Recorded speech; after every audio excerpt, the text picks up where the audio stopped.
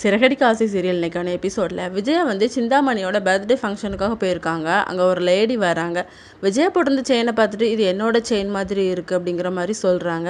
இல்லை நிறைய டிசைன் ஒரே மாதிரி இருக்கும்ல, அப்படி ஏதாவது நீங்கள் மாற்றி சொல்வீங்க அப்படிங்கிற மாதிரி விஜயா வந்து சொல்லி பார்க்குறாங்க. இல்லை என்னோட நகை தான் திருட்டு போயிடுச்சு, அதே மாதிரி தான் இருக்குது, நீங்கள் வேணால் பின்னாடி டாலரை திருப்பி பார்த்துருங்க, அதில் என்னோட இன்சியலும் ஹஸ்பண்டோட இன்சியலும் இருக்கும் அப்படிங்கிற மாதிரி சொன்ன உடனே திரும்பி பார்த்ததும் அந்த இன்சியல் இருக்குது. உடனே சிந்தாமணி வந்து எங்கள் மாஸ்டர் அப்படிலாம் கிடையாது, ஏதோ தப்பு நடந்திருக்கு அப்படிங்கிற மாதிரி சொல்கிறாங்க.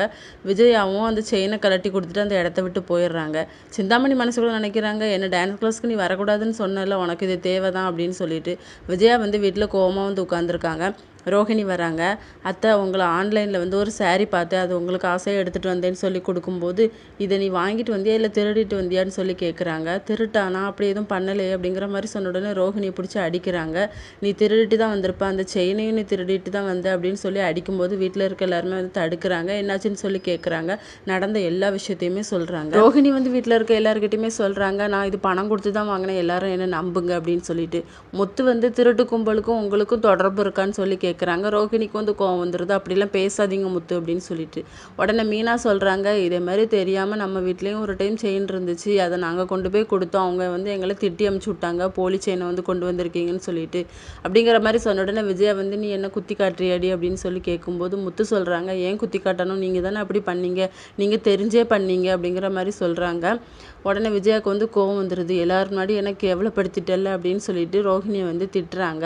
இதுக்கான பனிஷ்மெண்ட் வந்து உனக்கு இருக்குது, அந்த 1 lakh வந்து எனக்கு வேணும், நீ வாங்கின செயினுக்கான அமௌண்ட் எனக்கு வேணும், இதான் உனக்கு பனிஷ்மெண்ட் அப்படின்னு சொல்லிட்டு. அந்த செயினை கொடுத்தா தானே ஆண்டி அதுக்கான அமௌண்ட்டை தருவாங்க அப்படிங்கிற மாதிரி ரோஹிணி சொன்ன உடனே அதெல்லாம் எனக்கு தெரியாது அப்படின்னு சொல்லிட்டு. நீங்கள் வாங்கின செயினுக்கான ப்ரூஃப் ஏதாவது இருக்கான்னு சொல்லி வீட்டில் இருக்க எல்லாருமே கேட்குறாங்க. அது எதுவுமே இல்லை அப்படிங்கிற மாதிரி சொல்லிடுறாங்க. ரோஹிணி வந்து என்ன பண்ணன்னு தெரியாமல் முழிச்சிட்ருக்காங்க. அண்ணாமலை சொல்கிறாங்க, ரோஹிணி வந்து தெரியாமல் தான் அந்த தப்பு செஞ்சா, ஆனால் நீ தெரிஞ்சதானே அந்த தப்பு செஞ்ச அப்படின்னு சொல்லிட்டு விஜயா கிட்ட சொல்கிறாங்க. முத்து சொல்கிறாங்க, பார்லர் அம்மா கிட்ட தான் அம்மா பேச மாட்டாங்களே அப்படின்னு சொல்லிட்டு. எல்லாருக்கும் நகைக்கு ஆசைப்பட்டா அப்படி தானே வாயப்பழந்துட்டு போய் பேசுவாங்க அப்படிங்கிற மாதிரி அண்ணாமலை சொன்ன உடனே அப்போ இது தேவை தான் அப்படின்னு சொல்லிட்டு போகிறாங்க. விஜயா வந்து ரோஹிணி கிட்ட சொல்கிறாங்க, பாத்தியா அவரும் என்ன நகைக்காக நான் அலையிறேன்னு சொல்லிட்டாரடி, இதுக்கெல்லாம் காரணம் நீ தான் அப்படின்னு சொல்லிட்டு திட்டிட்டு போகிறாங்க. இதோட இன்னைக்கான எபிசோட் முடியுது.